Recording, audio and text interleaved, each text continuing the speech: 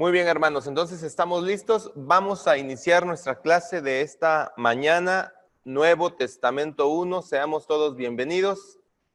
Vamos a empezar. ¿Qué les parece si oramos pidiendo al Señor su dirección y que prepare nuestras mentes y corazones para lo que hoy vamos a estar meditando? Señor Dios Todopoderoso, te damos muchas gracias por reunirnos, por tenernos juntos a través de estos medios tecnológicos, Señor, pero tenemos un mismo sentir. Queremos aprender, queremos saber, queremos conocer, queremos adquirir conocimiento, Señor, pero un conocimiento que transforme, un conocimiento que nos haga mejores discípulos tuyos, mejores servidores tuyos. Señor, por favor, ayúdanos, guíanos con tu Espíritu Santo para que podamos, Señor, tener un espíritu, una actitud de discípulos, es decir, de unos que se dejan enseñar. Enséñanos tú, Señor, porque tú eres el maestro de maestros. Nos ponemos en tus manos y pedimos la dirección de tu Espíritu en el nombre de Jesús. Amén. Muy bien, hermanos, Dios les bendiga. Bienvenidos. Estamos ya en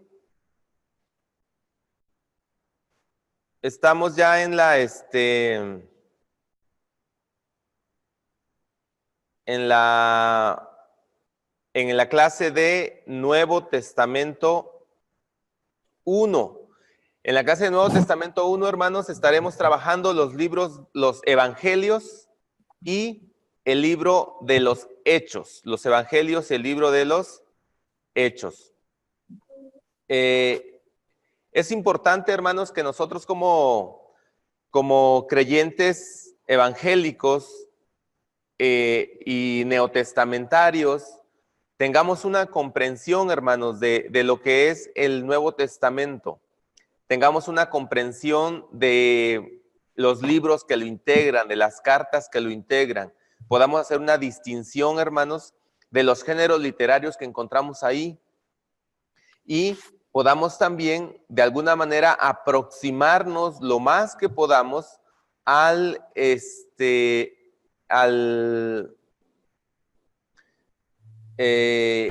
pensamiento de los escritores originales, los que Dios usó para dejar dejar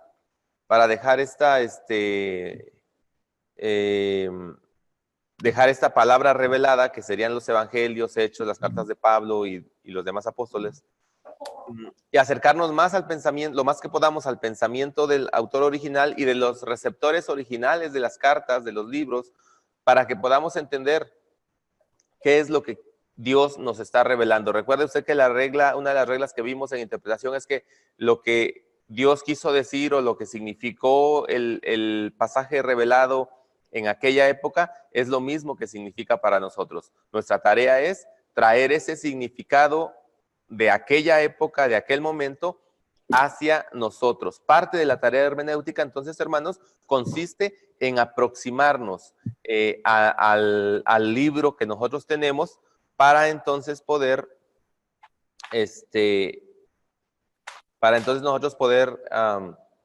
tener la posibilidad de entender la revelación. Es importante que estudiemos el Nuevo Testamento, sí, hermanos, porque la mayoría de nuestras doctrinas están fundamentadas en la revelación del Nuevo Testamento, que es donde nosotros encontramos la revelación ya completa de la palabra de Dios. No estamos desechando el Antiguo Testamento, solamente estamos diciendo que en el Nuevo Testamento encontramos la revelación ya más completa, más directa. Es en el Nuevo Testamento nosotros encontramos la revelación de Dios en Cristo.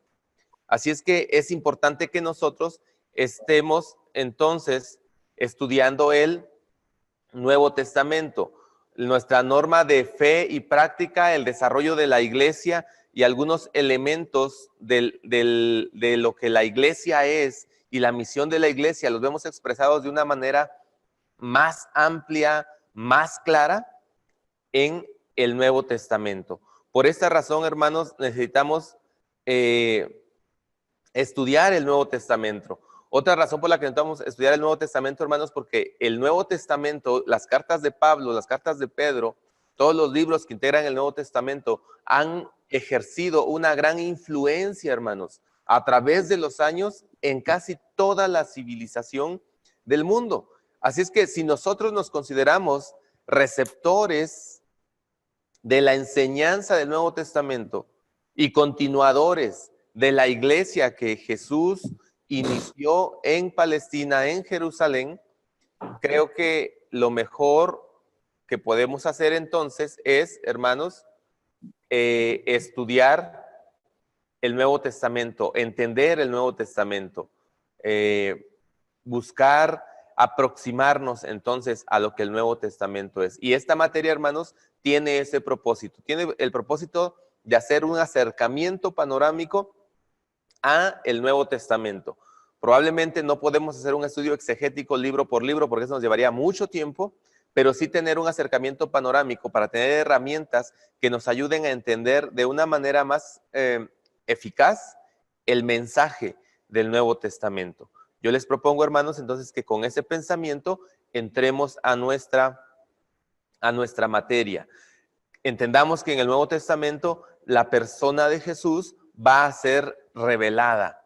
Ahí vamos a ver quién es Jesús. ¿Por qué es importante saber quién es Jesús, hermanos? Porque Jesús dijo, ¿no? Quien me ha visto a mí, ha visto al Padre. Entonces necesitamos conocer a Jesús. Así es que esto nos lleva, hermanos, esta pregunta o esta intención de conocer quién es Jesús y de acercarnos al Nuevo Testamento nos debe llevar entonces a poner manejar cierta información que nos va a ayudar a entender a cómo nuestro Nuevo Testamento se fue formando. Así es que nos regresamos un poco en el tiempo y empezamos a hablar acerca, hermanos, de el periodo anterior al Nuevo Testamento. Usted y yo sabemos que de Génesis hasta Malaquías hay un registro histórico de la revelación de Dios que ha sido progresiva y que en el Antiguo Testamento preponderantemente esa revelación va a llegar a través del pueblo de Israel.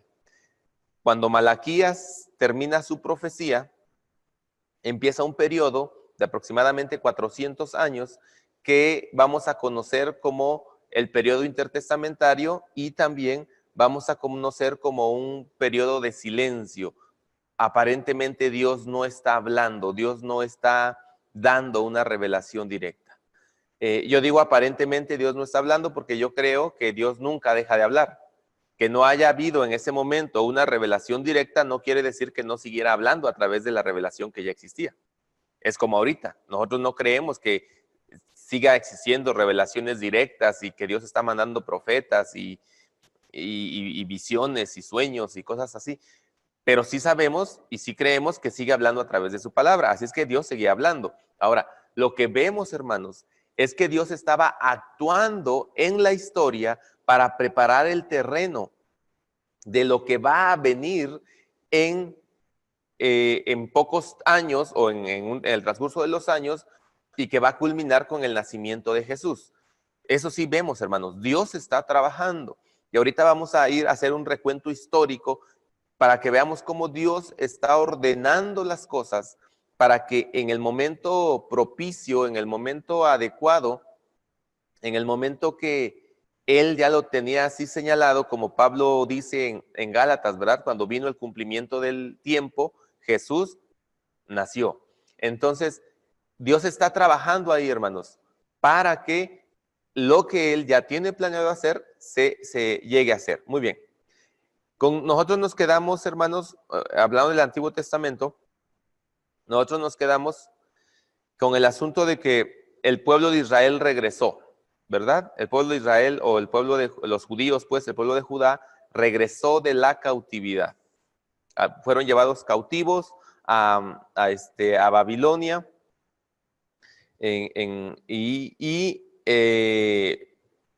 después, cuando el imperio babilónico cae en poder de los persas, con Ciro, surge el edicto que va a regresar al pueblo judío a su tierra. Ahora, ¿por qué es importante hablar de esto, hermanos? Porque es en el exilio donde algunas instituciones judías que van a estar presentes en el tiempo de Jesús se van a desarrollar. Por ejemplo, la sinagoga. La sinagoga se desarrolla en ese tiempo del exilio, ante la necesidad que van a tener los judíos de conservar su identidad cultural, su religión y la revelación propia de Dios. Van a surgir las sinagogas. Y es en las sinagogas donde se va a dar esa dinámica que va a dar formación al judaísmo, tal y como va a aparecer en los tiempos de Jesús. Entonces el exilio es interesante, es importante. Es en esa época, en el exilio, donde los judíos vuelven al estudio de las escrituras y se inicia algo que ya había sucedido, pero que veíamos que no estaba tan constante, pero es en el exilio donde se inicia la preservación de las escrituras. Si ustedes se acuerdan, nosotros leemos en los libros históricos y en el libro de los profetas, cuando el rey Josías, por ejemplo, manda a reconstruir el templo, a hacer algunas reparaciones y encuentran el rollo de la ley y se ponen a leer, y entonces dice que Josías se pone a llorar porque entiende lo que el rollo de la ley dice. La pregunta que nos hacemos es, ¿solamente existía una copia? ¿Esa era la única copia? Pues aparentemente sí, porque el rey Josías no lo había leído hasta que la encuentran. Entonces, es en el exilio donde el pueblo judío empieza a copiar las escrituras ante la necesidad de preservar su identidad cultural. Por eso es muy importante hacer esas consideraciones del exilio, porque el pueblo judío, como lo va a conocer Jesús, y probablemente como lo conocemos nosotros en la ala más ortodoxa, se va a formar ahí. La sinagoga, por ejemplo. Los escribas van a tomar una gran preponderancia como maestros de la ley. Los sacerdotes van a tomar una gran preponderancia como los que son los custodios de la ley, pero no solamente la ley, sino de la vida misma del pueblo, de la vida misma, de la cultura misma del pueblo. Entonces, estos elementos que nosotros vamos a encontrar en el Nuevo Testamento se están formando aquí. Bien, con Ciro, el pueblo de Israel va a regresar con Zorobabel, regresa un número de gente, van a reconstruir el templo. Después con Esdras regresa otro número más de gente, y finalmente con Nehemías va a regresar otro tanto más de gente, y van a reconstruir los muros. Algunos han dicho que estos 3 regresos narrados en los libros de la Biblia corresponden a las 3 deportaciones. El pueblo de Judá o el reino de Judá en el 605 cae en poder de Babilonia y se lleva a cabo la primera deportación. En el 605 es cuando se va Daniel y sus amigos, salen en esa primera deportación. En el 597 sucede la segunda deportación y es cuando se va Ezequiel. Es el momento cuando Ezequiel es tomado cautivo y es llevado a Babilonia. Y en el 586 a.C. se da la tercera deportación, que es cuando se da la destrucción total de Jerusalén, el templo, y la mayor parte del pueblo es llevada cautiva. Se cuentan 3 regresos y algunos han observado y han dicho, bueno, es que eso quiere hacerse una correspondencia. Se fueron 3 contingentes, entonces tienen que regresar 3 contingentes. Regresan y el papel de Esdras y Nehemías, hermanos, va a ser muy importante en la formación de la cultura judía. Yo digo que allá en Nehemías, capítulo 9, 10, me parece, cuando todo el pueblo se reúne y Esdras y los sacerdotes y los levitas están leyendo la ley y la están interpretando para el pueblo, y el pueblo escucha la ley nuevamente y entiende lo que Dios ha revelado y se ponen tristes, pero luego los exhortan a que estén contentos y finalmente terminan haciendo una gran fiesta. Yo digo que ese es el día cuando nosotros vemos nacer el judaísmo tal y como Jesús lo conoció en su época. El pueblo adquiere su identidad. Entonces, el pueblo de Israel va a regresar, pero aun cuando está regresando a la tierra de Judá, no regresan libres, es decir, no tienen su propio gobierno. Ellos siguen siendo súbditos persas, siguen rindiendo vasallaje al imperio persa. Y entonces, ¿qué es lo que va a hacer el rey, los reyes persas? El rey persa, ¿qué es lo que va a hacer? Ellos no van a permitir que un descendiente directo de la dinastía de David sea quien gobierne, porque aquí hay un gran peligro. Si un descendiente de David es el gobernante de los que han regresado, en cualquier momento va a querer declararse independiente. Y entonces, ¿qué es lo que ellos hacen? Ellos le dan al sumo sacerdote autoridad política. Cuando ellos le dan al sumo sacerdote autoridad política, ellos van a trastocar lo que es un ministerio dedicado exclusivamente al servicio a Dios y lo van a convertir en algo que va a estar inmiscuido en la política, en la administración del pueblo. Y eso lo vamos a ver reflejados en el tiempo de Jesús, cuando es el gran Sanedrín y es el sumo sacerdote los que van a tomar las decisiones políticas del pueblo. Entonces, es aquí donde va a surgir esto, debido a que ellos están siendo o están viviendo bajo la dominación persa y el rey persa, como una estrategia política, entonces le da poder al sumo sacerdote, poder político, y aquí es donde va a iniciar todo eso. Por eso cuando en el tiempo de Jesús vemos al sumo sacerdote teniendo mucho poder político. Después de los persas, Alejandro Magno se hace rey en Grecia, en Macedonia, cruza hacia Medio Oriente y empieza su gran conquista. Empieza a avasallar, ¿verdad?, a los reinos, y finalmente conquista incluso Persia. Y ahora Palestina, o el pueblo judío, que estaba bajo dominación persa, ahora está bajo dominación griega, bajo dominación de Alejandro. Cuando muere Alejandro, sus generales se pelean el poder, se lo dividen, y dos generales o dos ramas que van a salir de los generales van a dominar de manera intermitente Palestina. En un primer momento, la rama de los Ptolomeos, que son egipcios, desde Alejandría, van a estar dominando al pueblo de Israel, a los judíos. Y después los Seleucidas, que es la rama siria, van a dominar al pueblo judío. Es decir, nunca más el pueblo judío va a ser perfectamente libre, verdaderamente libre. Ahora, ellos van a estar conociendo el hecho de que constantemente van a estar sujetos a la dominación de una potencia extranjera.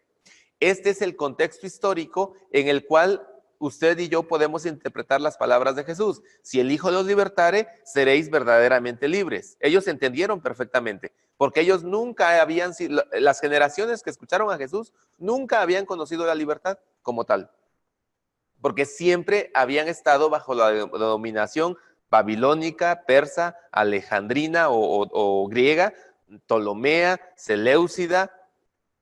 Un breve periodo de libertad en la época macabea, que es una revuelta ahí que surge cuando Antíoco IV, me parece, quiere destruir completamente la cultura judía, quiere helenizar a los judíos y se atreve a ir al templo y sobre el altar de los sacrificios poner un altar pagano y sacrificar cerdos. Esto es lo que se llama la abominación desoladora. Esto es lo que se llama la abominación desoladora, así la llama Daniel. Y parece ser que después van a ser usados en los escritos apocalípticos como una señal de la venida del Mesías. Entonces, esto es lo que está sucediendo ahí. Los judíos han pasado de una dominación a otra hasta los seleucidas, el imperio sirio, los sirios, bajo Antíoco. Este es el que va a querer imponer la cultura griega sobre los judíos, se va a atrever a hacer estos sacrificios y entonces ahí empieza la la revuelta macabea. Los macabeos van a ser unos, pueden ser considerados así como unos patriotas judíos, se van a rebelar contra la dominación seleucida y van a lograr durante un tiempo un periodo de libertad bajo la autoridad de los de la dinastía de los macabeos, Jonathan, Matatías, que es el papá, Judas Macabeo, Jonathan Macabeo, etcétera, todos estos que van a estar gobernando y van a tener ahí ese tiempo de libertad, pero es una libertad más bien falsa porque está respondiendo a una situación histórica. El reino seleucida, los sirios, los griegos están bajando en su poder y está emergiendo otro poder que es el poder romano. Así es que en realidad estos están más bien preocupados por atender lo que es el problema romano que por atender a los judíos. Así es que es una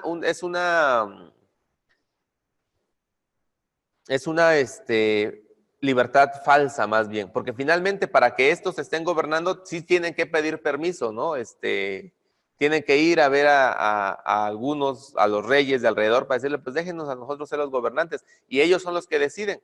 Por ejemplo, en un momento se recurre al Senado romano para decirle, oiga, ustedes reconózcanos a nosotros, ¿no? Como los verdaderos gobernantes.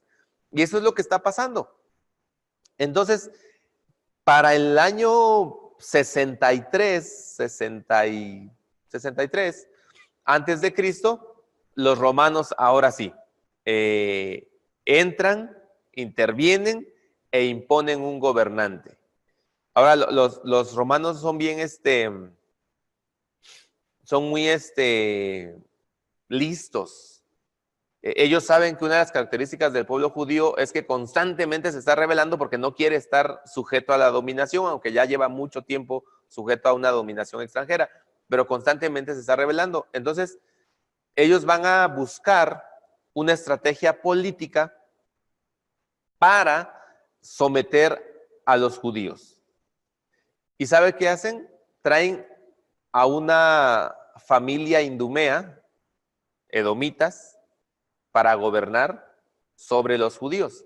Y ahí es donde empieza la dinastía de los Herodes. Herodes tetrarca, Herodes Antipas, Herodes Agripa, Herodes el Grande, que es el papá de todos los Herodes, llega entonces a gobernar. Los judíos no quieren al indumeo gobernando sobre ellos, porque recuerden, los indumeos son descendientes de Esaú, y siempre ha habido rivalidad ahí. No lo quieren, pero por lo menos lo toleran más que si fuera un gobernante romano. Y luego el indumeo entiende la cultura judía, sabe cómo son los judíos, así es que los puede manejar. Cuando Jesús nace, Palestina está bajo el dominio romano, pero los gobernadores que han sido puestos son indumeos. A excepción a excepción podríamos decir de Judea, donde Roma ya para el tiempo de Jesús va a mandar directamente a un gobernador romano, que va a ser Pilatos. Entonces, todas estas antecedentes históricos, hermanos, están preparando lo que va a suceder para el momento que van a ser Jesús, que es donde nosotros arrancamos lo que sería el Nuevo Testamento. ¿Qué es lo que trae esto, hermanos? ¿Qué es lo que trae esto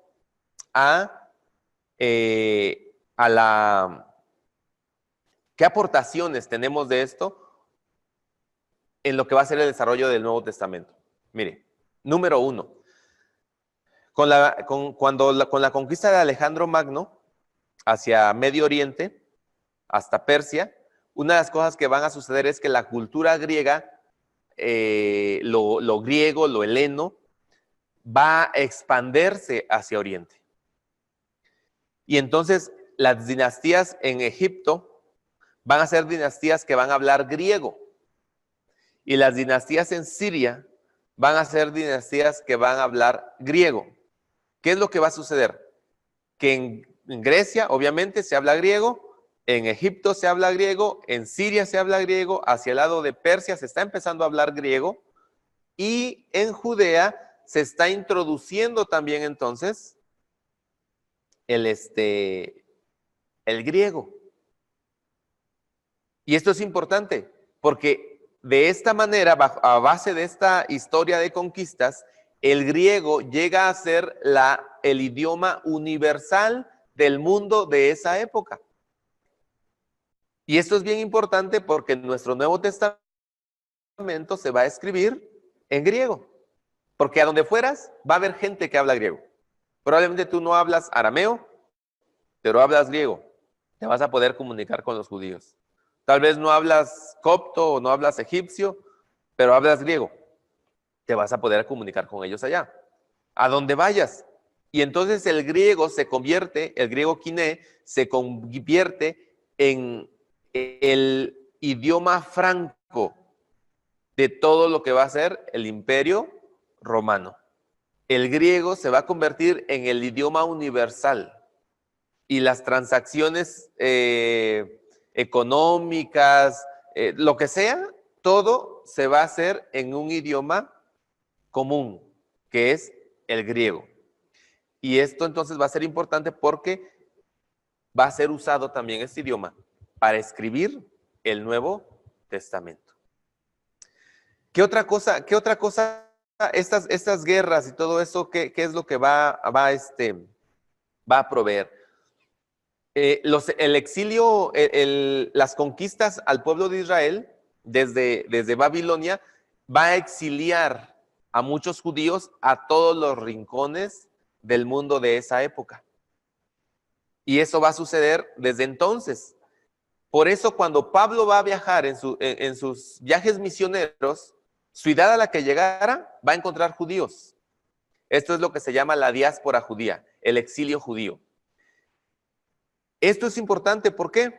Porque al exiliarse el grupo de judíos, al irse a Grecia, al irse a Roma, al irse a Alejandría, que aquí entre paréntesis, el exilio judío a Alejandría fue muy importante, pero los judíos en Alejandría se helenizaron, empezaron a hablar griego, y es en Alejandría, hermanos, donde se hace la traducción del Antiguo Testamento que está en hebreo al griego, y la versión Septuaginta, así se llama, la versión de los 70, nace ahí en Alejandría.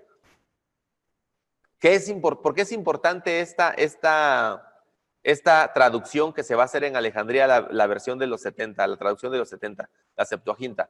Porque en el Nuevo Testamento, la mayoría de las citas del Antiguo Testamento que se van a hacer en el Nuevo Testamento van a tomar como base el texto griego. El texto griego de la Septuaginta va a ser el más citado en el Nuevo Testamento. Y esto es algo importante también. Entonces, los judíos están yendo a todos lados, como esos que van a Alejandría, y ahí en Alejandría, ahí está la biblioteca, la famosa biblioteca de Alejandría. Los Ptolomeos están invirtiendo en lo que es la cultura y parte de lo que ellos van a hacer es promocionar, ayudar a que se haga esa traducción. Pero en todos los lugares a donde los judíos van a tener en muchos lugares la posibilidad de ir poniendo, instalando ahí, abriendo ahí sinagogas. ¿Por qué es importante, hermanos? Recuerden, ¿dónde nació la sinagoga? En el exilio. ¿Qué van a hacer los judíos cuando son exiliados a otros lados o tienen que irse a otros lados? Inmediatamente, sinagogas. ¿Qué se necesita para abrir una sinagoga? 10 judíos. Si en ese lugar hay 10 judíos varones, hay sinagoga. ¿Qué va a suceder en la sinagoga? En la sinagoga se van a preservar las escrituras y se va a estar enseñando lo que podríamos nosotros llamar la religión judía. Ahora, esto es importante, ¿sabe por qué? Porque cuando los pueblos a donde llegan estos judíos se van a interesar en la religión judía, se van a interesar en las escrituras, y entonces van a empezar a tener prosélitos, es decir, convertidos. Los gentiles que se convertían eran prosélitos. Los gentiles que no se convertían, pero eran simpatizantes, se les llamaba justos. ¿Se acuerdan ustedes Cornelio. Así se le llama en Hechos. Él es un varón justo, no es un prosélito, no está convertido todavía, pero está escuchando en la sinagoga la enseñanza.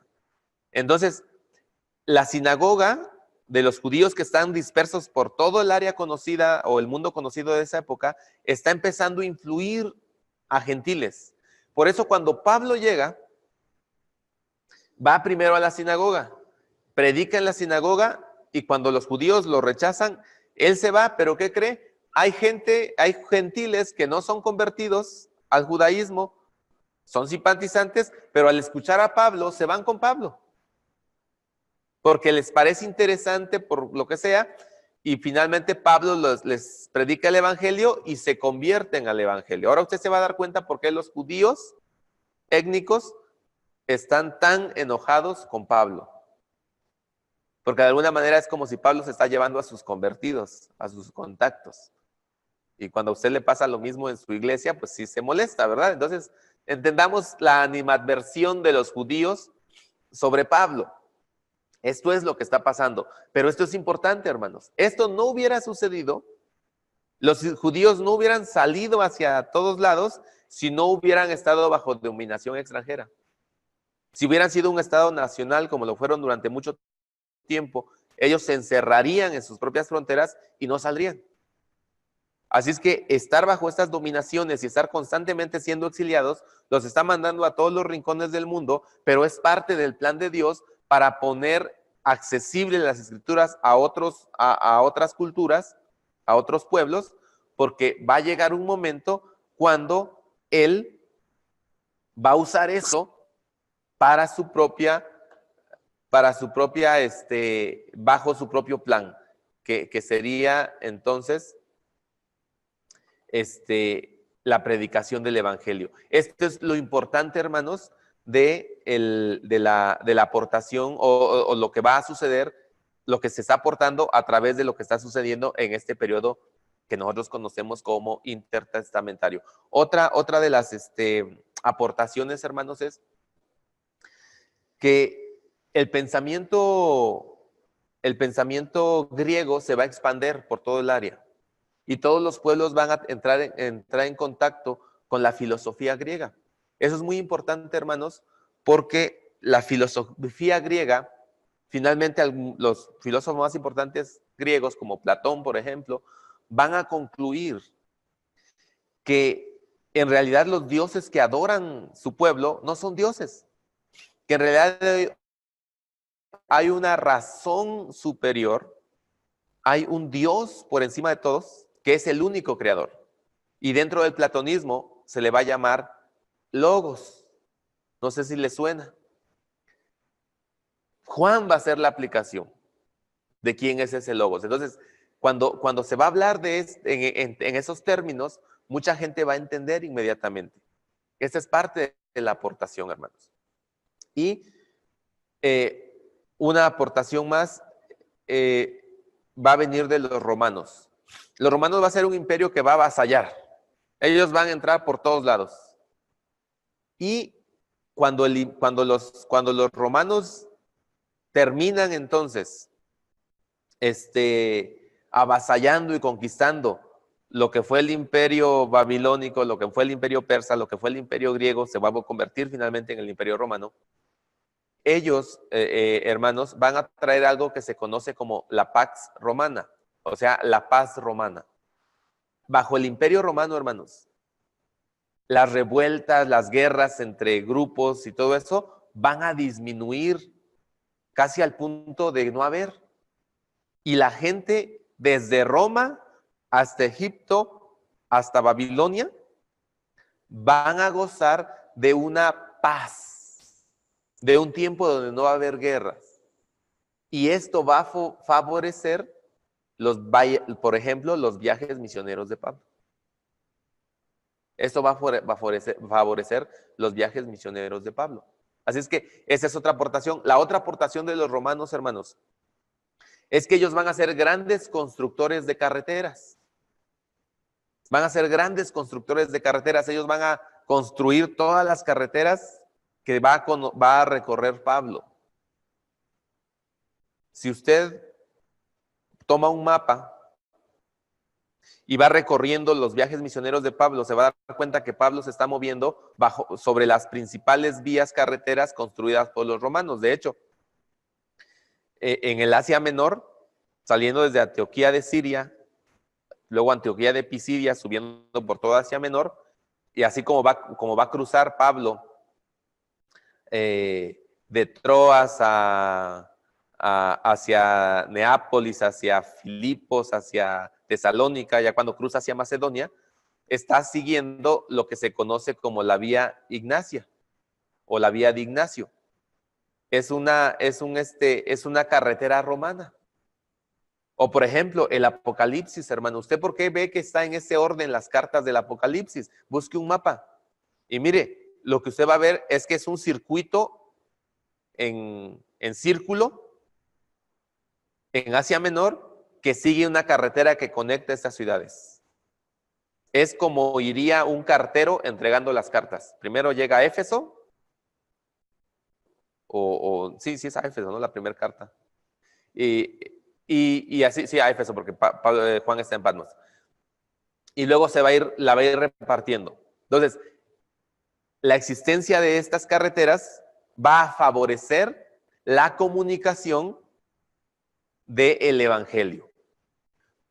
Entonces, aquí lo que vemos, hermanos, es Dios está entonces trabajando en la historia, preparando el momento cuando Él va a revelar a Cristo. Y su iglesia va a hacer uso de todo lo que el Señor ha preparado anteriormente para extender el Evangelio, para comunicar las buenas nuevas de salvación.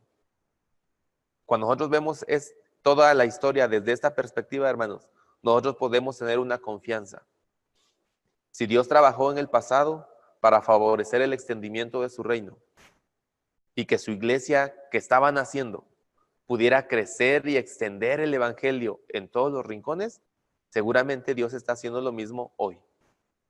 Ha trabajado la historia, ha trabajado en la historia, en nuestra historia, para favorecer, movilizar a su iglesia a extender el reino de Dios.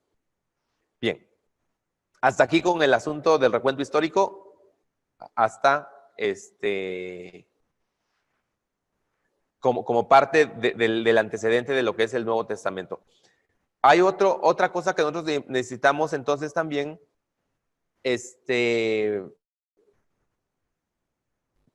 ver un poquito, hermanos, porque vamos a entrar ya al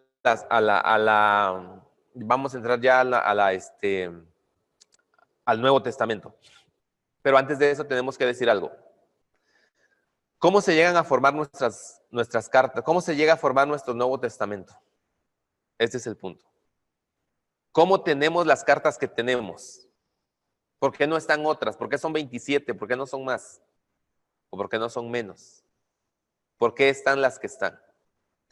Eso es lo que nosotros conocemos como la formación del canon. Canon quiere decir caña de medir. Y nosotros tenemos un canon en el Nuevo Testamento constituido por 27 libros. Una de las primeras cosas que nosotros debemos empezar o entender, hermanos, es que, por ejemplo, los evangelios como nosotros los conocemos, no se produjeron en los días de Jesús. O sea, no iba Jesús ahí caminando y hablando y ellos tomando notas. Mateo tomando notas. No. Los dichos de Jesús se van a preservar de manera oral. Los discípulos, los que escucharon a Jesús, van a recordar lo que Jesús enseñó y eso es lo que van a transmitir de forma oral.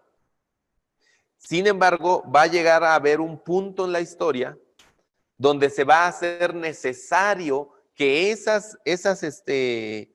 estos dichos orales tengan que ponerse por escrito. ¿Cuándo se va a hacer más necesario, hermanos? Yo por lo menos puedo hablar de dos factores o 3 factores. Número 1, el crecimiento de la iglesia. La iglesia está creciendo tanto que es imposible que 12 sean los únicos que puedan estar contando las historias de Jesús. Así es que debe haber más, ¿no? Eso hace necesario que se haga se homologue, por decirlo de alguna manera, los relatos acerca de Jesús, que estén de acuerdo. Es como usted y yo en la iglesia, damos un discipulado, pero generalmente usamos una lección y nuestro discípulo después va a dar discipulado a alguien más y va a usar la lección que le dimos para que no ande diciendo cosas que no son. Entonces, esto sucedió también en la iglesia primitiva. Entonces, el crecimiento de la iglesia. La otra razón que a mí me parece que va a hacer que se ponga por escrito la historia de Jesús es el hecho de que los testigos presenciales ya están muriendo. Ya se están muriendo. Los que lo vieron con sus ojos ya se están muriendo. Así es que es necesario que se preserven sus recuerdos. Tenemos que ponerlo por escrito. Y la otra razón es la necesidad de la iglesia de preservar la historia de Jesús como una historia veraz, como una historia verdadera. Creo que el prólogo de Lucas 1 al 4 nos dice mucho acerca de eso, ¿no? Lucas le dice a Teófilo que habiendo ya muchos que han escrito los evangelios, entonces ahí nos pensamos, ¿cuántos? Si nada más tenemos 4 y de esos 4, 3 sí hablan de la historia de Jesús, el otro se aparta un poco, que es el de Juan. ¿Por qué dice Lucas que hay muchos? Porque probablemente sí, había muchos, pero lo que la iglesia tuvo que hacer es decidir cuáles eran los que contaban la historia de Jesús tal y como sucedió. Y por eso es que usted ha escuchado de los libros llamados apócrifos, que tienen el Evangelio de Esteban, el Evangelio de Pedro, el Evangelio de Magdalena, el Evangelio de no sé quién, que la iglesia seguramente los leyó, los vio y dijeron, pues muy bien, qué bueno que hicieron su esfuerzo, pero no está correcto. Y por eso la iglesia los desechó. Entonces, esta necesidad va a hacer que se pongan los dichos de Jesús o la historia de Jesús por escrito. ¿Ok? Por escrito. Conforme se va desarrollando la iglesia y el crecimiento de la iglesia ya tiene un canon. ¿Cuál es el canon de la iglesia primitiva? El Antiguo Testamento. Ellos van a usar el Antiguo Testamento. Pero al mismo tiempo, conforme va creciendo la iglesia misma va determinando qué escritos de ellos están siendo autoritativos. Pedro, por ejemplo, lo dice de esta manera. Pedro dice, porque también, como también nos los ha dicho nuestro amado hermano Pablo en algunas de sus cartas, las cuales son difíciles de entender. Y por eso hay algunos que las tergiversan, como también hacen con las otras escrituras. Generalmente nos vamos a la parte donde Pedro dice que las cartas de Pablo son difíciles de entender porque nos identificamos con Pablo. Pero para lo que yo estoy diciendo, el punto fundamental está en lo que Pedro dice. Cuando él dice, por lo cual también los indoctos o algunos las tergiversan como también hacen con las otras escrituras. Si Pedro dice que hay algunos que interpretan mal las cartas de Pablo como lo hacen con las otras escrituras, ¿en qué nivel está poniendo las cartas de Pablo? Pablo está poniendo las cartas al nivel de las otras escrituras. ¿Y cuáles son las otras escrituras? El Antiguo Testamento. O sea, Pedro está diciendo ahí que las cartas de Pablo son tan autoritativas como el Antiguo Testamento. Así es que nosotros vemos ahí cómo la iglesia va tomando muy en serio el asunto de los documentos que están circulando entre ellos y va dando la iglesia la autoridad a aquellos que les va a reconocer la autoridad. Ahora la pregunta es, ¿cómo se les reconoce la autoridad? Bien, aquí es donde nuestra palabra canon entra o tiene mucha importancia. Canon quiere decir caña de medir. Así es que, ¿qué hacían con una carta de Pablo, por ejemplo, para decir si era autoritativa o no? Pues agarraban la caña de medir y la medían. Ahora, eso no es una cuestión física. ¿Cuál era su caña de medir?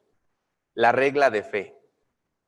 Es decir, ¿estaba acorde a los dichos de Jesús? ¿No se desviaba de la revelación del Antiguo Testamento? ¿Quien la escribió era alguien muy allegado a Jesús? ¿Discípulo directo o discípulo de un discípulo directo de Jesús? La iglesia va a tomar en cuenta todas estas cosas para decidir qué cartas se quedan en el Nuevo Testamento. Para el año 180 después de Cristo, tenemos el Código Muratori, un código en la ciudad de Roma, donde ya se enlistan las 27 cartas que nosotros tenemos en el Nuevo Testamento. Y este código dice que las iglesias reconocen estas cartas como canónicas, es decir, como que están dentro de la regla de fe, como inspiradas finalmente. Así es que, yo no sé cuántos de ustedes leyeron por ahí aquel libro que se llamaba El Código Da Vinci, donde Dan Brown dice que los libros de la Biblia fueron elegidos en el concilio de Nicea, dirigido por Constantino. Bueno, ese concilio se llevó a cabo en el 325. Para el 180 ya estaba la lista de los 27. Y mucho más antes de eso, en el año 90 y no, 100 y algo, Marción, un hereje, hizo una lista de libros del Nuevo Testamento. Y aunque tiene menos que los que el Código Muratori, o sea, tiene menos de las 27, él dijo, estas son las cartas, los evangelios y las cartas que realmente son inspiradas. Obviamente él no pone todas porque hay unas cartas que no apoyan sus enseñanzas. Y como él es un hereje, pues no va a meterse gol él solo, ¿verdad? No va a decir que son inspiradas las que no apoyan sus enseñanzas. Pero lo útil de la lista que nos hace Marción es que nos informa quién escribió algunos libros, dónde escribió esos libros, tratando de dar autoridad a su enseñanza, pero lo que está haciendo está reforzando la inspiración de las cartas. Entonces, la iglesia se va a dar cuenta muy rápidamente, que sean las iglesias en Roma o en Italia, sean las iglesias en Grecia, sean las iglesias en el norte de África, sean las iglesias en Palestina, sean las iglesias en Asia Menor, todas ellas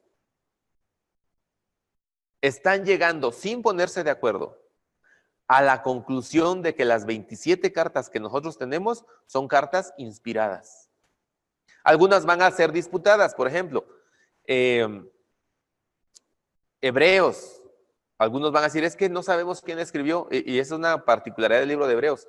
Muy rápidamente no se sabe quién la escribió, cuando es una carta muy importante. Entonces, parece Pablo, pero no es Pablo. Híjoles, pues entonces mejor no la metamos. Y va a estar discutida esa carta. Las pastorales van a ser discutidas también un poco. Van a decir, no, parece que no es Pablo, pero eso es en algunos lugares solamente. Pero la mayoría de las iglesias van a decir, estas son autoritativas. Y en lo que van a estar bien de acuerdo es en las que definitivamente no son. Y por eso el pastor de Hermas, primera de Clemente, o las cartas de Clemente, pues, el pastor de Hermas, Clemente, la Didache, el Apocalipsis de Pedro, y otros libros, en todos lados van a decir, estos no son inspirados. En lo que van a estar bien de acuerdo es en los que no son inspirados. En los que son inspirados, algunos van a estar siendo disputados y como que los van a aceptar, pero al final, conforme va avanzando la historia, nuestros 27 libros van a ser aceptados. Y así es como se va a formar el canon que ahora nosotros tenemos. Muy bien. Hermanos, ¿hasta aquí alguna pregunta? ¿Alguien quiere preguntar algo? ¿Alguien quiere comentar algo?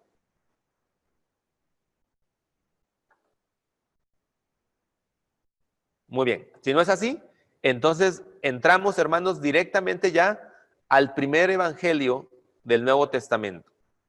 Hoy tenemos que llegar hasta Lucas, hermanos, así es que imagínense. Vamos al primer evangelio, hermanos, que es Mateo. Mateo.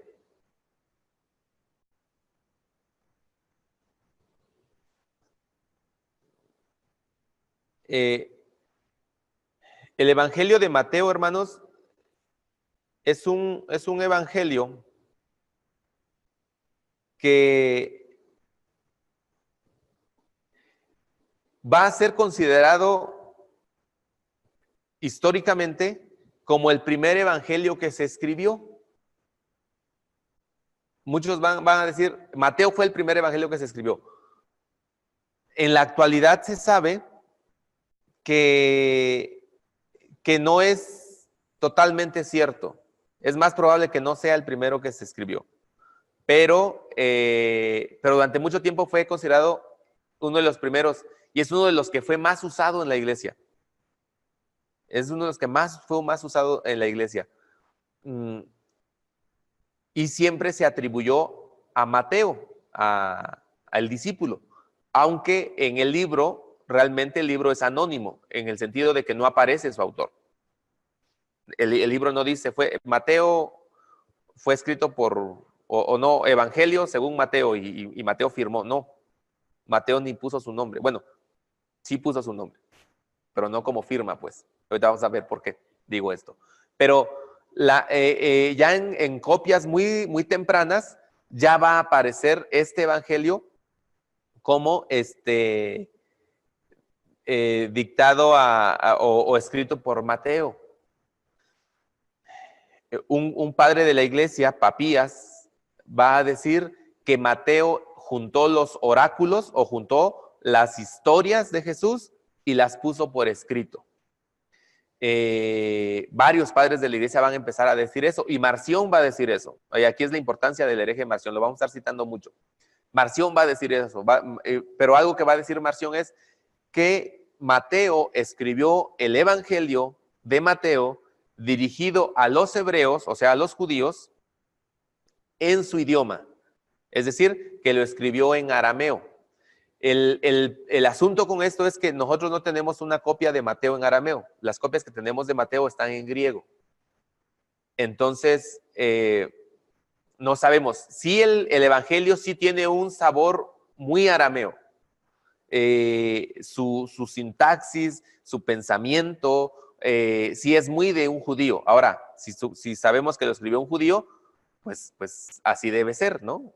Lo escribió un judío. Yo siempre pongo este ejemplo. Cuando usted quiere hablar en inglés o escribir en inglés, usted va a pensar siempre en términos de su idioma materno, en español. Y aunque hable inglés, se le va a notar que no es su idioma materno, no es su primer idioma, sino que su idioma es el español. Se le va a notar. ¿Por qué? Pues porque así funcionamos, hermanos. Así funcionamos. Entonces, Mateo Leví va a escribir esta carta. ¿Por qué pensamos que sí es Mateo el que escribió Mateo? Mire, primero, porque los escritos más antiguos sí dicen que es de Mateo. Segundo, porque hay evidencia externa, escritos muy cercanos a Mateo, finales del primer siglo, segundo siglo, que se lo atribuyen a Mateo. Pero luego hay otra particularidad. Lucas cuenta a Mateo en la lista de discípulos lo mismo que Marcos, pero le llaman Leví, no le llaman Mateo. Solamente en Mateo es llamado Mateo. Así es que seguramente Esto se debe a que quien escribió el Evangelio efectivamente era Mateo, y él sabía que en todos lados su nombre estaba siendo citado equivocado. Así que cuando él escribió, puso su nombre correcto, pero nunca se atribuyó él, y este es el que escribe el Evangelio, como sí vamos a ver en Juan, ¿no? Y este discípulo amado por Jesús es el que da testimonio de estas cosas, ¿no? Y ahí vamos a discutir el anonimato de Juan por no poner su nombre, lo mismo que Mateo. Entonces, hay evidencia interna de que es Mateo, su sabor muy judío, que él se llama a sí mismo Mateo, pero otra cosa muy interesante en Mateo, hermanos, Mateo en el Evangelio está bien interesado en ponernos números exactos. Nos pone números exactos, hace cuentas exactas, las escribe ahí. ¿Quién haría eso, hermanos? Pues en nuestra actualidad, ¿quiénes son los que a cada rato andan ahí y ya sabes cuánto va a costar? Mira, te va a salir en tanto y luego sacas su calculadora. ¿Qué profesión tienen? Son contadores. Y Mateo era contador, podríamos decirlo de una manera, era cobrador de impuestos. Él tenía esa costumbre de sacar cuentas. Ahora, lo otro es que como era un hombre que estaba muy acostumbrado, hermanos, a hacer relaciones de cosas, de nombres, de eso, pues es el que empieza su evangelio con una genealogía, con una lista. Digo, Marcos todavía es así como que más evangelio de Jesucristo y se oye bien bonito, ¿no? O Lucas, cómo se retrotrae en la historia hasta Zacarías y eso. No, Mateo empieza con una genealogía. Solamente un contador, perdón, por si alguien es contador. Pero alguien que está muy dado a hacer ese tipo de cosas es el que va a hacer eso, hermanos. Va a estar más, y luego va a usar, usted cuente, tres grupos de 14, ¿no? En la genealogía. Entonces, esos elementos definitivamente nos llevan a decir, fue Mateo. Sí fue Mateo. Ahora, lo segundo es, ¿escribió primero en arameo y luego lo tradujo al griego?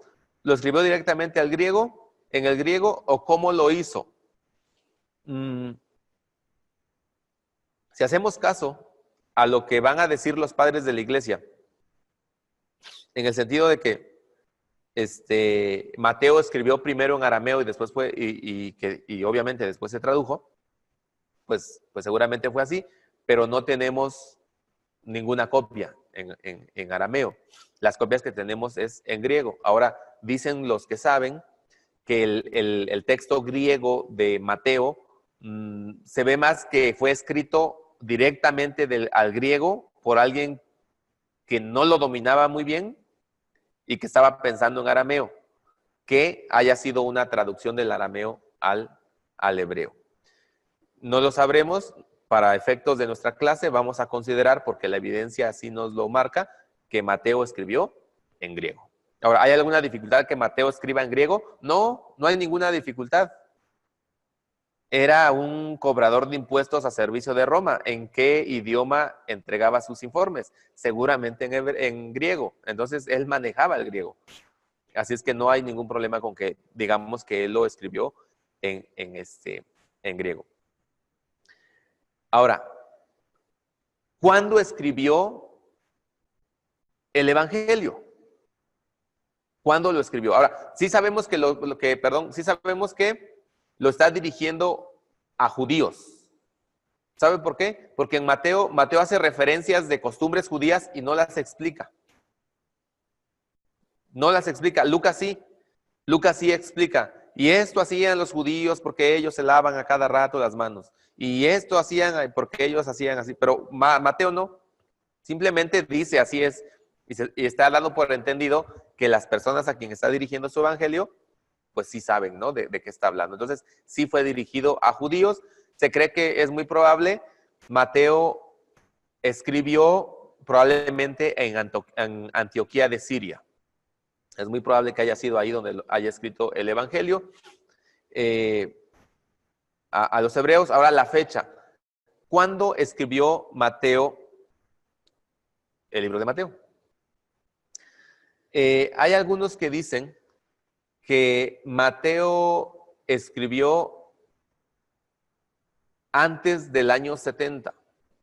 Hay otros que dicen que escribió después del año 70. Bien, aquí vamos a entrar entonces a lo que se conoce como el problema sinóptico. ¿Cuál es el problema sinóptico? El problema sinóptico es cuál fue el primer evangelio en ser escrito, ¿no? Porque sí vemos que hay mucha relación. Usted lee Marcos, ve Mateo, ve Lucas, que son los tres sinópticos, y usted ve que sí hay una relación. Y entonces uno dice, bueno, ¿quién escribió primero? Bien, lo primero que tenemos que decir aquí es que no hay 4 evangelios, hermanos. Hay un solo evangelio, el evangelio de Jesucristo, que es contado desde la perspectiva de 4 hombres que Dios quiso usar para contar la misma historia. No son 4 evangelios diferentes. Un solo evangelio narrado desde la perspectiva de 4 hombres. Ahora, de esos 4 evangelios, 3 concuerdan mucho. Están muy cercanos en contenido, en estructura, en muchas cosas. Y eso nos lleva a nosotros a plantearnos el problema de quién copió a quién. Y pongo copió entre comillas. O sea, ¿cuál fue el evangelio base? Muy bien. Entonces, nosotros vemos, hermanos, que hay narraciones en Marcos, en Mateo y en Lucas que son exactamente iguales. Exactamente iguales, muy parecidas. Ahora, si nosotros decimos que los evangelios fueron producidos en épocas diferentes y en lugares distintos, ¿cómo es posible que algunas cosas las tengan completamente iguales? Bien, la teoría de las fuentes, la alta crítica, va a decir que había otros evangelios, otros documentos ya escritos, que todos ellos usaron como base. Es decir, antes de Mateo, de Marcos, de Lucas, ya había unos relatos escritos y ellos lo tomaron como base. El problema con eso es de que no tenemos evidencia de que eso sea así. Así es que no podemos asegurarlo. Ahora, ¿qué es lo que podemos decir con respecto del problema sinóptico? Tenemos que establecer cuál de los evangelios fue escrito primero. Bien, solamente por extensión, hermanos, nosotros podemos pensar, y si lo analizamos desde nuestra propia experiencia, ¿qué es lo más común, hermanos? Que a un escrito, cuando usted lo lee, usted le aumente o usted le reste. Que usted le aumente. Que usted lo quiera mejorar. Bien, en este sentido, hermanos, Marcos es el menos extenso de los evangelios. Luego le sigue Mateo y luego va Lucas. Lucas tiene mucha información que no aparece en Mateo ni en Marcos. Perdón. Entonces, lo que se cree, hermanos, es que Marcos es el primer evangelio que fue escrito y que Mateo va a usar Marcos como base y Lucas va a usar Marcos también como base. Mateo y Lucas van a depender más de Marcos y luego Lucas va a depender un poco más de Mateo o un poco menos de Mateo. Mire, tengo aquí una anotación que yo quiero que usted la escuche. Marcos se puede dividir en 105 secciones. De esas 105 secciones, 93 aparecen en Mateo y 81 en Lucas. De esas 105 secciones, solamente 4 no se encuentran ni en Mateo ni en Lucas, son únicas de Marcos. Pero vea usted la proporción de material que sí aparece en Mateo y sí aparece en Lucas.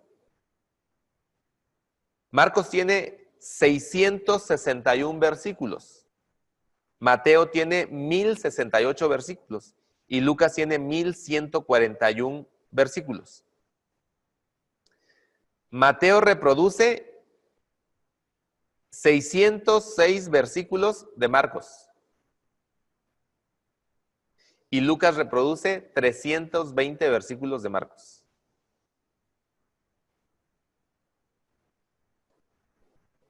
De los 55 versículos de Marcos que Mateo no reproduce, Lucas reproduce 31. Así que solamente 24 versículos no aparecen en ningún otro evangelio, solamente en Marcos. Aquí vemos la dependencia entre ellos, hermanos. Ahora, ¿cómo sabemos que Marcos sí fue el primer evangelio que se escribió? Porque Mateo y Lucas lo mejoran. Yo no sé si se ha dado cuenta, pero Marcos dice, y Jesús no pudo hacer muchos milagros ahí. Y eso dice Marcos. Y Jesús no pudo hacer muchos milagros ahí. ¿Sabe qué escribe Mateo y qué escribe Lucas? Ellos dicen, y Jesús no hizo muchos milagros, pero le quitan el no pudo. Están mejorando a Marcos, porque no se escucha, parece ser que Mateo y Lucas pensaron que no se escucha muy bien decir que Jesús no pudo. Más bien hay que decir que no hizo muchos, no que no pudo hacer muchos. Entonces, sí vemos eso, hermanos. Ellos están tomando el relato de Marcos y lo están mejorando, quitando cosas que aparentemente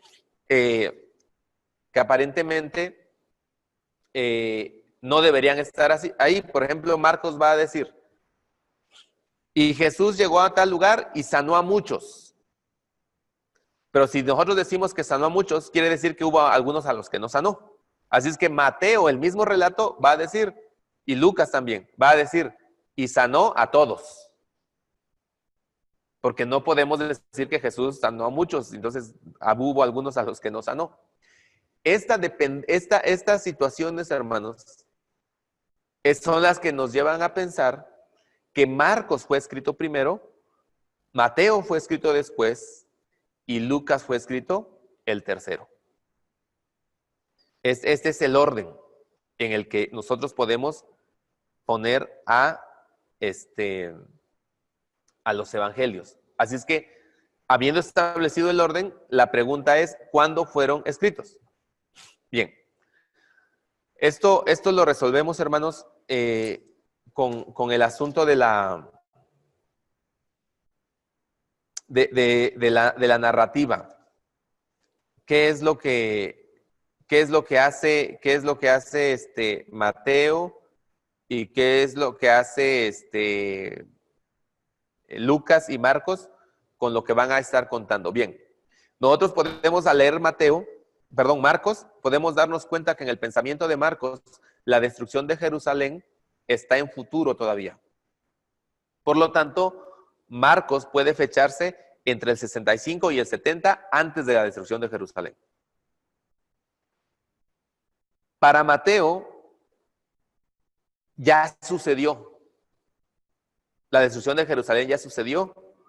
Y para Lucas, con mayor todavía razón, él pone énfasis, ya ni siquiera pone énfasis en eso. Por lo tanto, Mateo podemos fecharlo después del 70, pero no más allá del 80. No más allá del 80. Así es que Mateo entonces lo vamos a fechar 70, 80. Algunos lo fechan 65, 70, pero por esta razón que yo le estoy diciendo, yo me inclino más porque es después del 70, pero no más lejos del 80. En ese tiempo fue escrito Mateo. ¿Qué es lo que va a hacer bueno, el Evangelio de Mateo está dirigido a los judíos específicamente y va a presentar a Jesús. Mateo quiere presentar a Jesús como el Mesías que cumple las Escrituras. En Mateo vamos a encontrar mucho la cita, y así sucedió para que se cumpliera lo que dijo el profeta. Y así sucedió para que se cumpliera lo que dijo el profeta. Entonces, Mateo está presentando a Jesús como el Mesías que llena las Escrituras del Antiguo Testamento. Está presentando a Jesús como el cumplimiento de las escrituras judías. Por lo tanto, es un llamado a los judíos a poner los ojos en su Mesías. Ahora, otra particularidad de Mateo es que Mateo también presenta a Jesús como el gran maestro. Y en Mateo tenemos los grandes discursos de Jesús. Marcos presenta a Jesús en mucha acción. Habla poco, pero hace mucho. Mateo no. Mateo presenta a Jesús haciendo cosas, pero sobre todo hablando. Los grandes discursos están ahí. Presenta entonces a Jesús como maestro y va a presentar a Jesús como el rey. Es uno de los evangelios que más va a estar mencionando el reino de Dios, el reino de Dios, el reino de Dios, el reino de Dios. Es uno de los que más lo va a estar mencionando. Así es que va a presentar también a Jesús como el rey. ¿Qué es lo que quiere hacer Mateo? Si nosotros pensamos, hermanos, en que Mateo es escrito después del 70, debemos considerar esta circunstancia histórica como algo que nos debe, que está gobernando ahí en la redacción de Mateo. ¿Y qué es, hermanos? La destrucción del templo y la destrucción de Jerusalén. El pueblo judío ya no tiene templo, ya no hay sacrificios y Jerusalén está destruida. El pueblo está en el exilio. Esta circunstancia entonces va a impulsar a Mateo a presentar a Jesús como aquel que cumple las escrituras y que por lo tanto hace que ya no sea necesaria la existencia del templo. Porque las escrituras del Mesías que había sido prometido y del rey de los judíos que habría de venir están cumplidas en Jesús.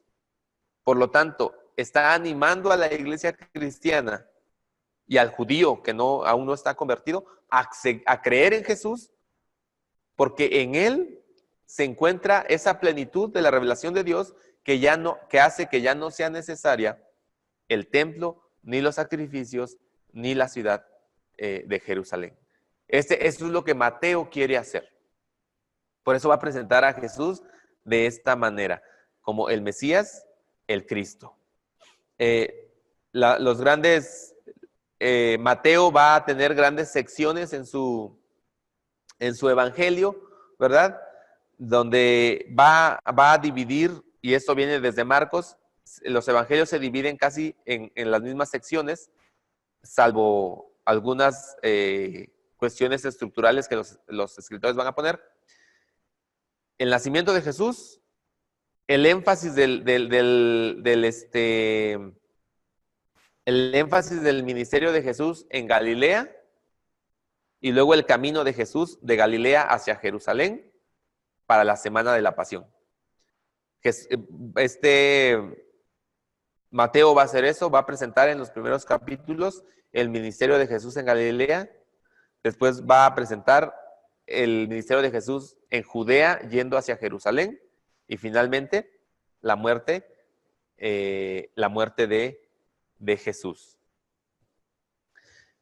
¿Cuáles son algunas de las peculiaridades de Mateo que nosotros vamos a encontrar en el Evangelio de Mateo? Siguiendo esto que yo les dije hace rato, si fue escrito después del 70, que es lo que yo considero que así sucedió, al ya no existir templo, al ya no existir sacrificios, al ya no existir Jerusalén, Mateo va a presentar a Jesús como el que es mayor que el templo, mayor que la ley, mayor que los profetas, mayor que las fiestas, mayor que el rey. Y esto se hace muy lógico pensando en que ya el templo no existe.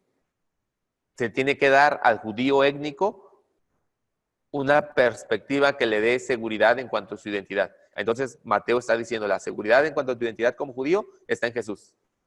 El verdadero judío ahora reconoce a Jesús como Mesías, que es el cumplimiento de todo lo que estábamos esperando. Y entonces vemos que el de la destrucción de Jerusalén no es una gran desgracia, sino más bien está dentro de la consecuencia de la llegada del rey. Y eso es lo que está haciendo Mateo. Mateo también, ya dijimos hace rato, va a incluir los grandes discursos, el sermón del monte, las instrucciones a los discípulos, las parábolas del reino, las obligaciones dentro del discipulado y finalmente el gran discurso escatológico de Mateo 24. Otra vez encontramos el evangelio, los discursos.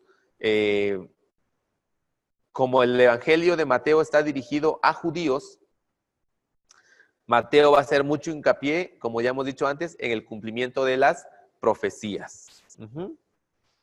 Y finalmente, vamos a encontrar en Mateo, pues, la gran comisión, ¿verdad? El mandamiento de Jesús a su iglesia de hacer discípulos a todas las naciones. Y aquí tenemos una peculiaridad, hermanos. Aunque está dirigido a judíos, aunque está dirigido al pueblo judío, al final en la gran comisión está contemplando a todas las naciones. Y esto está muy en consonancia, hermanos, con el desarrollo de la iglesia primitiva. Porque la iglesia primitiva nació siendo judía, pero muy pronto va a ser mayoritariamente gentil. Y de hecho, como dice, creo que es Justo González, el hermano Justo González, en su libro Historia del Cristianismo, que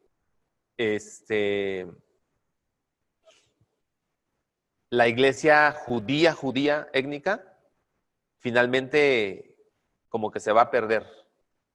Y hay una cita ahí que yo recuerdo ahorita más de memoria que con exactitud, que va a decir Justo González en su libro acerca de la iglesia judía, va a decir, las noticias que vamos a tener de la iglesia judía va a provenir de sus herejes. Es decir, la iglesia judía en algún momento se va a perder. Pero el evangelio de Mateo tiene la idea de que esto no suceda y de preservar entonces el pensamiento judío o las bases judías de lo que es el cristianismo, entendiendo el cristianismo como una continuación del pueblo de Dios a través del Rey, del gran Mesías Jesucristo. Muy bien, hermanos. Hasta aquí con Mateo. ¿Alguna pregunta que ustedes quieran hacer, hermanos? ¿Algo que me quieran decir?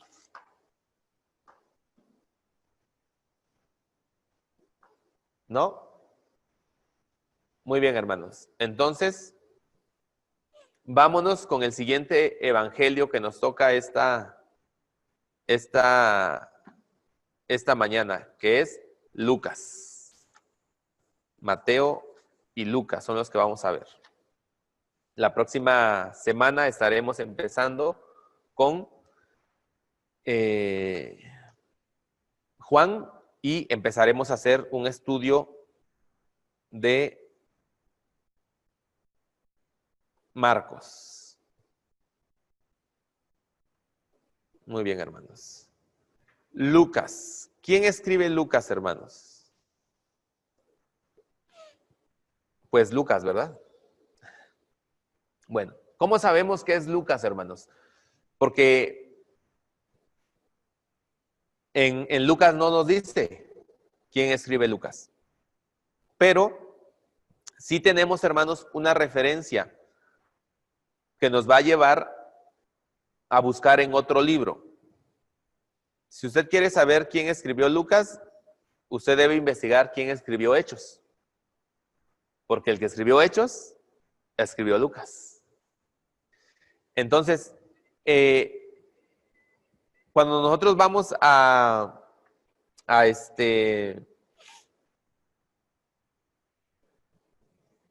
cuando nosotros vamos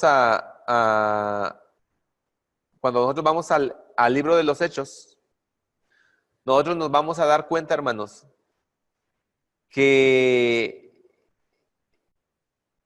Lucas, el autor, o perdón, que en Lucas, que en Hechos,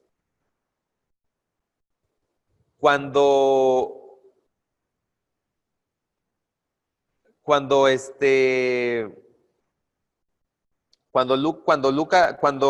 se empieza a narrar se continúa con la narrativa de Hechos en los primeros capítulos, se habla en tercera persona del plural. Fueron ellos y así. Pero hay un punto en el que cambia a la primera persona del plural y empieza a decir nosotros. Y nosotros. Y luego vuelve a cambiar a la tercera persona del plural. Bien, la pregunta aquí que se tiene que hacer es, ¿quiénes están incluidos en ese nosotros? Cuando nosotros hacemos ese estudio, hermanos, nosotros encontramos que el único que se inserta en esa lista, que incluye ese nosotros, es Lucas, el médico amado. Por lo tanto, la conclusión es, el que escribió Hechos es Lucas. Y si Lucas escribió Hechos, entonces Lucas escribió Lucas, porque en Hechos 1:1 dice, en el primer tratado, ya te dije, excelentísimo Teófilo, y eso inmediatamente a usted le lleva a pensar en Lucas 1:1, donde dice, puesto que muchos han tratado de poner en orden las historias que han sido ciertas entre nosotros, tal como nos las contaron los que lo vieron con sus ojos, me ha parecido también a mí, después de haber investigado diligentemente, ponértelas en orden, excelentísimo Teófilo. Ok. Lucas es el evangelio a los gentiles, entonces. Fue escrito por un gentil para un gentil.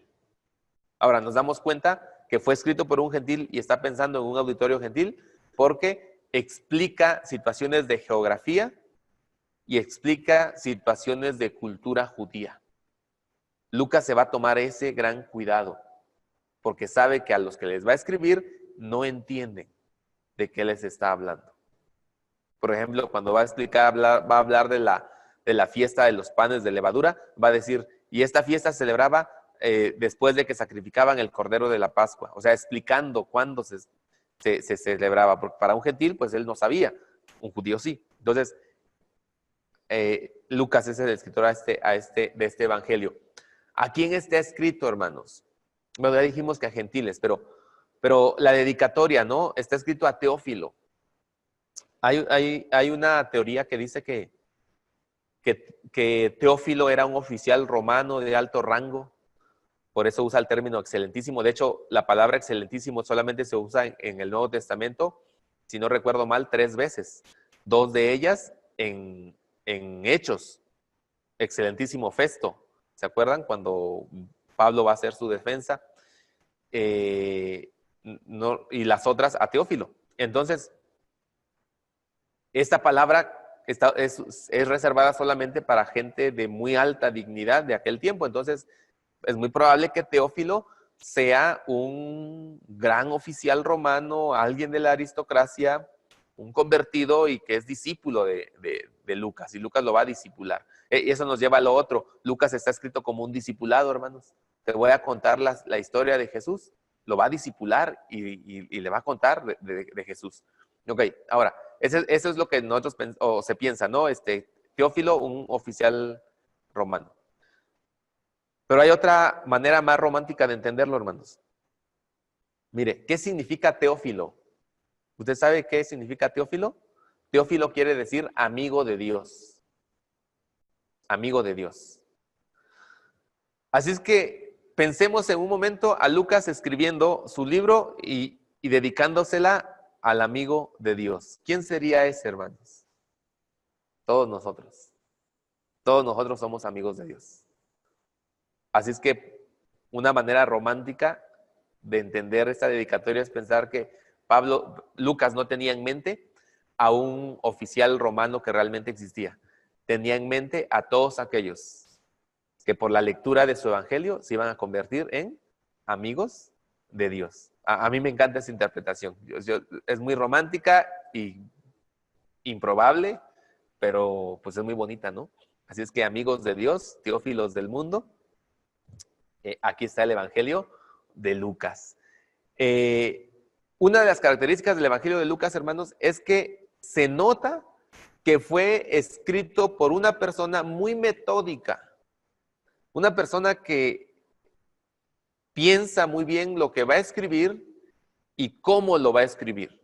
Ahora, si nosotros tomamos en cuenta la declaración de Colosenses 4:14, donde se llama a Lucas al médico amado, podemos entender que Lucas tiene una formación, pues, equivalente ahorita, podríamos decir, universitaria, una educación superior.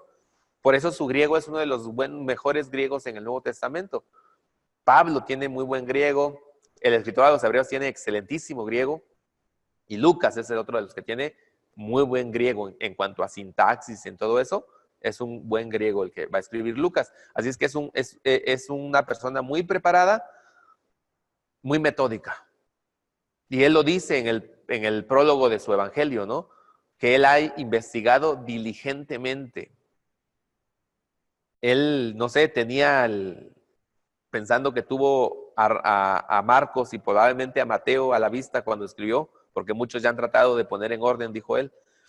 Dijo, no, pues a Marcos le falta y a Mateo pues también le falta, así es que él quiso investigar. ¿Qué es lo que él hizo? Fue con los testigos oculares, fue con los testigos presenciales y los entrevistó. Y gracias a eso nosotros obtenemos, por ejemplo, el Magnificat de Elizabeth, ¿no? Mi alma magnifica al Señor, etcétera.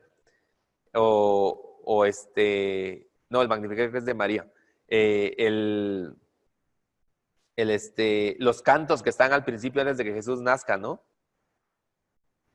Que son cantos que uno dice, ¿cómo los supo Lucas? Pues fue con los que sabían.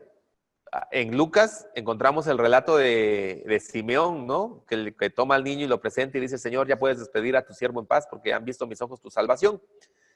Y uno dice, ¿cómo supo? Si fue cierta la profecía, pues seguramente Simeón ya estaba muerto para el tiempo de Lucas.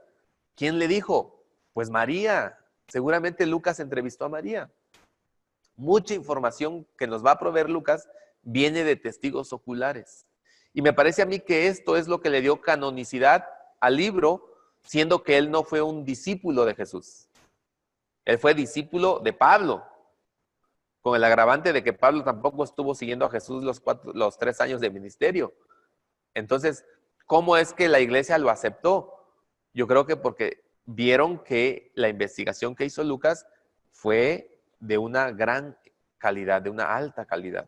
Ahora, la información que ofrece Lucas, hermanos, puede ser comprobada arqueológicamente, históricamente. Es uno de los libros que tiene esas ventajas o seguridades, porque quien lo escribió estaba muy consciente de que lo que estaba escribiendo tenía que ser algo muy veraz, como lo dice en su prólogo. Así es que el tratamiento que hace Lucas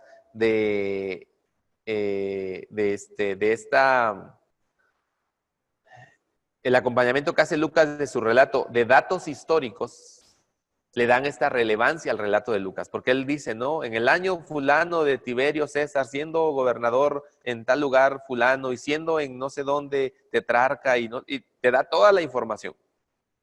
Lo mismo sucede en Hechos, ¿no?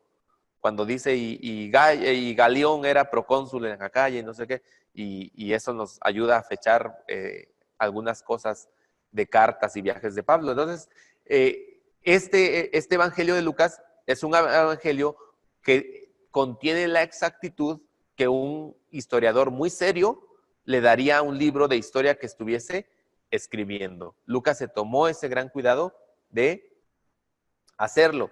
Esa es la razón también por la que en Lucas van a aparecer muchas parábolas que no aparecen en Marcos, que no están en Mateo, y algunas historias o eventos que no están en Marcos, que no están en Mateo. Él los va a narrar. Ahora, es el evangelio a los gentiles, hermanos. Aquí es donde vamos a encontrar las alusiones de Jesús a la viuda de Sarepta, a Naamán el sirio. Es aquí donde vamos a ver a Jesús interactuando con griegos. porque es el evangelio a los gentiles. Él está queriendo demostrar a los gentiles que Jesús, aunque es judío, aunque viene de los judíos, es el Salvador de todos. Y vamos a ver cómo en el Evangelio de Lucas Jesús se va a acercar y va a interactuar personalmente, hermanos, con las personas, valga la redundancia. Ya lo vi, hermano Jaime, déjeme. Adelante, hermano. Buenos días. Buenos días, hermano. Una pregunta, hermano.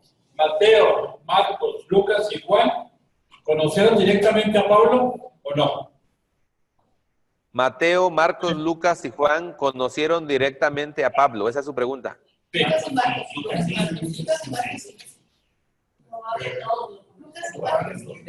No lo podemos asegurar, hermano. No lo podemos asegurar. No podemos asegurar a favor ni podemos asegurar en contra, porque la Biblia no nos dice. Pablo conoció a Lucas, fue su discípulo. Pablo conoció a Marcos, lo acompañó en el primer viaje y se regresó cuando llegaron se me fue el nombre de la ciudad donde llegaron, y de ahí se regresó Marcos a Jerusalén, y en el segundo viaje ya no lo quiso llevar y por eso se peleó con Bernabé. Así es que Marcos y Lucas sí conocieron a Pablo. Ahora, ¿conoció Pablo a Mateo y a Juan? Juan va a ser pastor en Éfeso, la iglesia fundada por Pablo. Pero en las cartas de Pablo que tienen referencia con Éfeso, no hay ninguna referencia a que el apóstol esté ahí. Por lo tanto, eso quiere decir que llegó después. Y con Mateo sucede lo mismo. Ahora, la única referencia bíblica que nosotros tenemos de que es muy posible que Pablo sí conoció a Juan y a Mateo es la referencia en Gálatas, cuando Pablo dice que fue a Jerusalén, donde solamente estuvo 15 días con los que eran columnas, con los que fueron discípulos o apóstoles antes que él. Es la única referencia, aunque ahí mismo Pablo solamente menciona a dos, a Pedro y a Santiago, y Santiago no es el apóstol, Santiago es el hermano de Jesús. Pero sí podemos entonces, intuir que probablemente sí los conoció. ¿Cuál es la dificultad que tenemos? La dificultad que tenemos es que no sabemos si los discípulos estaban en Jerusalén o ya se habían esparcido. Recuerde que la historia, la tradición más bien dice que Mateo se fue como misionero hacia la India. Y de hecho, hay algunos que dicen que hay alguien por ahí que escribió, un escritor antiguo, ¿no? Que dijo que había leído en la India un evangelio escrito por Mateo. No sabemos si esto es así. Sí sabemos que hay en ciudades indias donde la presencia de la iglesia cristiana se puede remontar hasta la época de los apóstoles. Así es que no es tan descabellada la teoría, pero no tenemos mayor información. Que Pablo conoció directamente a Marcos y a Lucas, sí. Y a Mateo y a Juan, probablemente. ¿Ok? Muy bien. ¿Qué más podemos decir? ¿Alguien más? ¿Otra pregunta? ¿No? ¿Sí? ¿Usted, mi hermano? A ver, hermano. Ya le di, hermano Rafael. Bueno, cuando consciente Pablo la muerte de Esteban, estaban todos los discípulos ahí en Jerusalén y él los está persiguiendo. Entonces, por la referencia de que si conoció, si sabía de Juan y de Pablo y de ellos, sí, porque el hecho histórico de la muerte de Esteban nos dice que él estaba ya en la persecución sobre ellos y él sabía quiénes eran ellos. Entonces, es muy posible que sí los haya conocido y los tuviera identificado, no que haya platicado tal vez con ellos y esto, pero sí sabía de ellos y sí lo conocía. porque estuvo en el mismo tiempo histórico, ¿sí?, de la muerte de Esteban. Y en la gran persecución, él es el que extiende todas las cartas para ir a perseguirlos por todos lados. Entonces, sí los conocía, sí tuvo que haberlos conocido. Nada más ese es mi tema, que no hay nada histórico, así remarcándolo, pero sí ese hecho donde consiente la muerte de Esteban nos da el hecho de que estaban en ese tiempo todos juntos. Ok, gracias hermano Rafael. Bueno, tomándolo en ese sentido, seguramente sí los conoció. Pero yo creo que la acepción de conoció en ese sentido es si convivió con ellos y entonces esa es la parte que no podemos definitivamente asegurar, ¿no? No podemos asegurar. Muy bien, hermanos. Continuamos. El enfoque entonces del Evangelio de Lucas, hermanos, está orientado hacia los gentiles. Y por eso es que en Lucas vamos a encontrar estas menciones hacia los extranjeros. Vamos a ver esta actividad de Jesús también fuera del contorno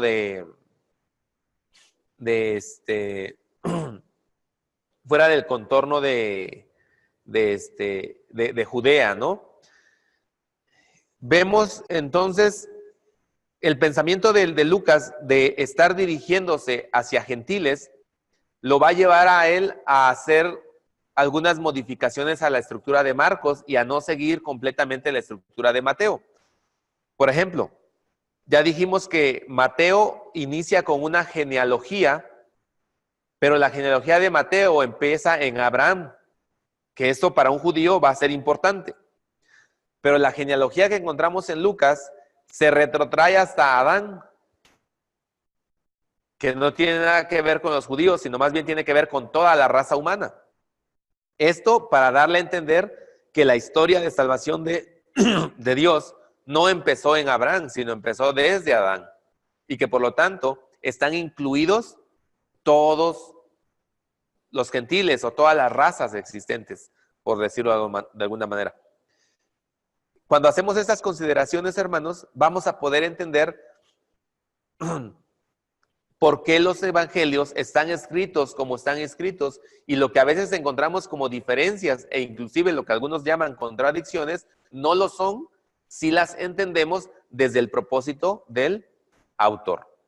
Entonces, ¿por qué hace Lucas esto? Porque él está pensando entonces en los gentiles. Y él se regresa o presenta varios episodios en el previos al nacimiento de Jesús y en el nacimiento de Jesús que ya señalan, hermanos, que Jesús viene para todo el mundo. Por ejemplo, Mateo va a relatar que los ángeles van a decir gloria a Dios en las alturas, en la tierra paz y buena voluntad para con los hombres, y les dice no teman porque ha nacido en la ciudad de David un Salvador. Les ha nacido a ustedes, pastores judíos, en la ciudad de David un Salvador, netamente judío. Pero en la presentación de Jesús se va a decir de Jesús, porque Él viene como luz a los gentiles y salvación para las naciones. Entonces, Lucas va a buscar elementos de la narrativa de Jesús que apunten al ministerio o a la proyección hacia los gentiles del evangelio. Porque recuerde, lo que él va a estar buscando es que un gentil llamado Teófilo, si es este oficial romano, se sienta incluido en los planes eternos de Dios. ¿Ok? Así es que esto va a ser Lucas de manera muy constante dentro de su evangelio. También Lucas va a presentar a Jesús que no solamente acepta a los gentiles, pero en general acepta a los excluidos. Y por lo tanto en Lucas vamos a ver a Jesús interactuando más con mujeres y con leprosos, que van a ser gentiles, mujeres, leprosos, son los grandes excluidos de la época del Nuevo Testamento en Israel, entre los judíos. en Lucas se nos presenta al Mesías, a Jesús el Salvador, como el gran inclusor de estos que están siendo excluidos. Y por eso las narrativas de Lucas van a cambiar en el sentido de lo que quiere presentar. Por ejemplo, el orden de las tentaciones como aparecen en Mateo es diferente a como aparecen en Lucas. Si usted las lee, no están en el mismo orden. Ahora, yo le dejo de tarea, no me la va a entregar, pero lea las dos narrativas de las tentaciones de Jesús, tanto en Mateo como en Lucas, y pensando en lo que ya hemos dicho, llegue a una conclusión por qué las escribieron en ese orden. Y si usted quiere, el próximo sábado me dice, yo ya los leí y me parece que están en ese orden por esto. A lo mejor no vamos a estar de acuerdo, pero vamos a hacer un buen intento. No es cierto, sí vamos a estar de acuerdo. ¿Qué otras cosas va a hacer Lucas, hermanos? Mire, Lucas va a presentar de manera preponderante la acción del Espíritu Santo en el ministerio de Jesús. Los que fueron movidos antes de que Jesús naciera y cuando nació y en su presentación, todos ellos fueron movidos por el Espíritu Santo. Jesús va a hacer los grandes milagros en el poder del Espíritu Santo. Y en Hechos, la iglesia se va a mover en el mismo poder del Espíritu Santo. Es decir, Lucas va a presentar una neumatología, ¿no? La presencia del Espíritu Santo, y probablemente, hermanos, esto sea una herencia o sea un aprendizaje de Pablo, ¿no? Es Pablo quien va a hablar mucho de que la iglesia y el creyente debe vivir en el Espíritu Santo, ¿no? Y probablemente esta es una influencia pauliana, ¿no? Hacia el relato de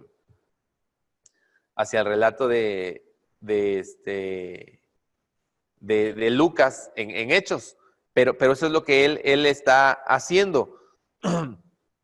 El evangelio en Lucas va a ser universal, como hemos dicho, y no regionalista, es decir, va a presentar a un Jesús mirando a todo el mundo y no mirando solamente a los judíos, ¿no? Es el gran inclusor, ya dije, muchas mujeres van a participar ahí, desde Elizabeth, Ana, la profetisa, la viuda de Sarepta que va a ser mencionada, muchas mujeres van a estar siendo mencionadas ahí. Entonces, esta es lo que destaca Lucas, la manera en que Jesús va a estar tratando con los oprimidos y ayudando a los oprimidos, ¿no? Ya hablamos de la neumatología que va a presentar Lucas, la presencia del Espíritu Santo en todo momento dentro de la narrativa dentro de la narrativa de Lucas. Y Lucas no va a presentar la gran comisión en Lucas. ¿Dónde presenta Lucas la gran comisión? Bueno, digo, sí hay una gran comisión en Lucas, pero así bien, la gran comisión no la presenta Lucas. En Hechos, pero me seréis testigos, Hechos 1:8. Y aquí está la continuidad, ¿no? La continuidad. Y vamos a ver algo bien interesante de ese versículo cuando estemos hablando de Hechos. Muy bien, hermanos. ¿Hasta aquí alguna pregunta? ¿Alguien tiene alguna pregunta, hermanos? Del Evangelio. Muy bien, hermano, ya le doy. Hermano, por alguna razón, hermano de Houston, con usted, tengo un problema, no le puedo dar, o sea, yo le estoy aquí dando clic, pero no puedo, a ver, hermano, ya está. No lo escucho, hermano. No, discúlpeme. Creo que es allá con usted, hermano, porque lo tengo aquí, A ver, ¿otra vez? A ver, hermano. No. Que toque la pantalla arriba y se prende el micrófono, lo tiene él apagado. Hermano, usted tiene apagado su micrófono, toque arriba en la pantalla para que lo pueda encender.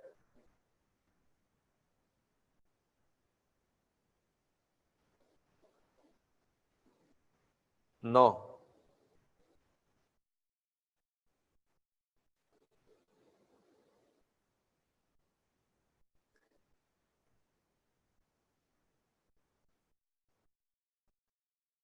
No, ¿verdad, hermano?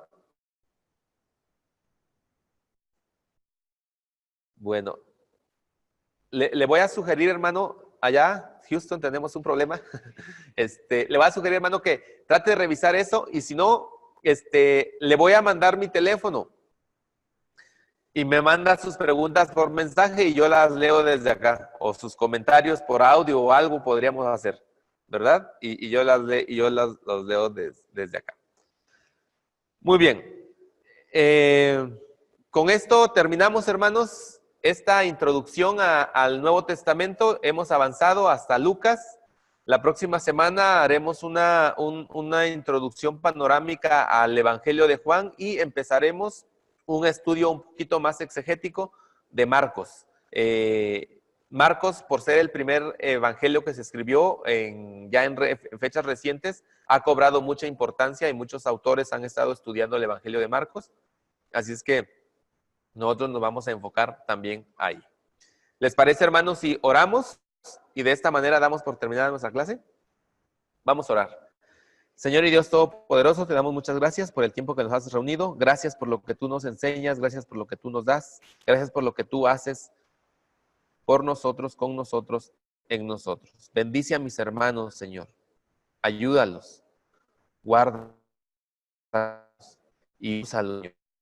Estamos aprendiendo, que lo que estamos viendo, Señor, pueda redundar en la transformación de nuestra y en un servicio a tu obra, a tu Señor. Bendícenos, danos, Padre.